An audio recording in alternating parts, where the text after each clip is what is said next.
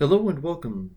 Today I'm going to go over some of the technical aspects when making Revit families that you yourself can use to help better understand the Revit program. For this example, I'm going to be using my Simon 2 door and door frame. Now some aspects, like parameters, reference planes, shortcuts, and even template bases, are just some examples of fundamental components when creating Revit families. If we go into exterior here, we can see that we have parameter. Parameters are keys to identifying an object and its values. And if we open up family type, we can see that it is more than just the dimensions. Values of different components can be used to calculate one or many components within a family, as can be seen here, the door location, which uses the size, and the door reveal to find its own value. Each value, however, can either be set or found within the object that you're making. Now, when it comes to reference planes, these may not seem important at first, but they are more useful than one thinks, as they are used as sort of guides along the X, Y, and Z axes of the template. Much like a grid is used by a painter to help determine where each little detail is going to end up in his painting. Now, much like AutoCAD, Revit has a multitude of shortcuts that can be useful in a number of scenarios when making your Revit family. Some of these shortcuts are even brought over from AutoCAD, which make creating families just a little more easier. For this instance, I'm going to click on this door frame extrusion right here, and we've already encountered a little problem.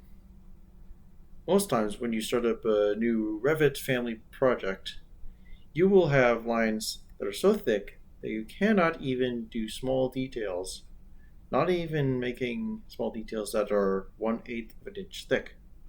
However, this can easily be fixed by clicking TL, and there we go.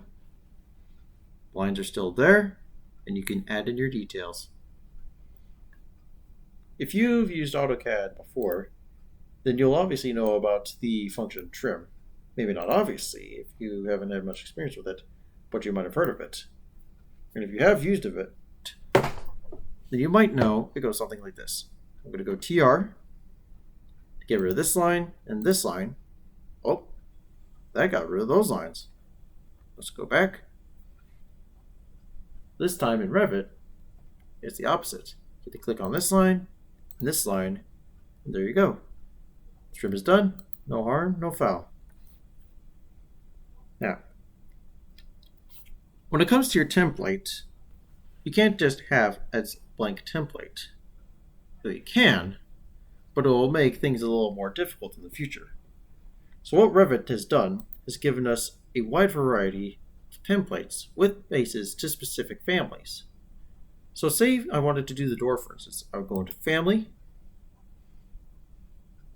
I would open up Metric, Door, and go from there. But let's say you wanted to do a light fixture that was attached to a wall. Then I go to Electric Fixture Wall Based, or even Electric Lighting Fixture Wall Based if I wanted to do a lighting fixture.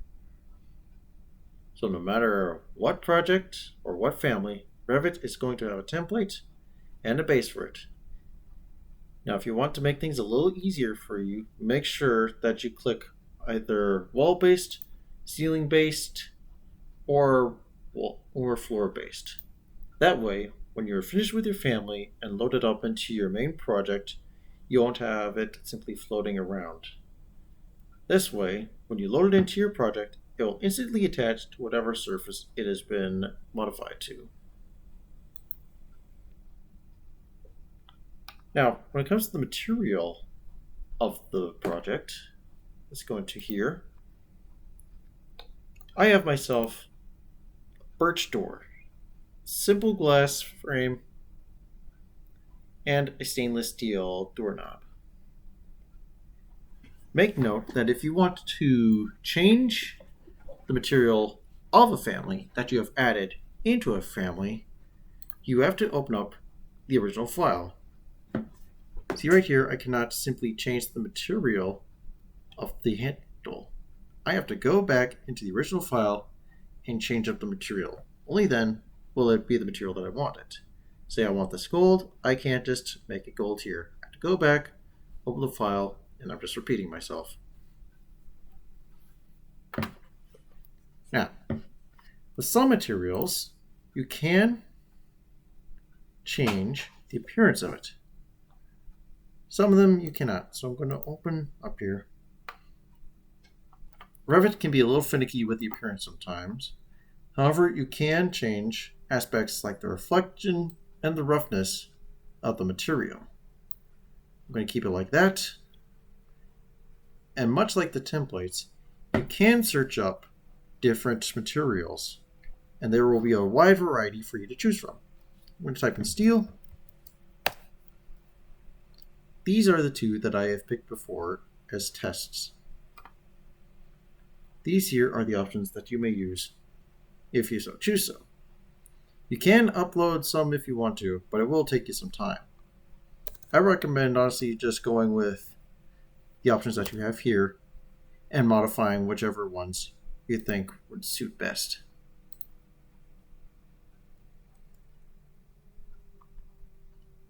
And that's it. Hopefully you enjoyed. Please leave your comments down below if you have any questions, and I'll be sure to ask them as best as I can. Thank you for watching, and I hope this helped you out. Thank you. Goodbye.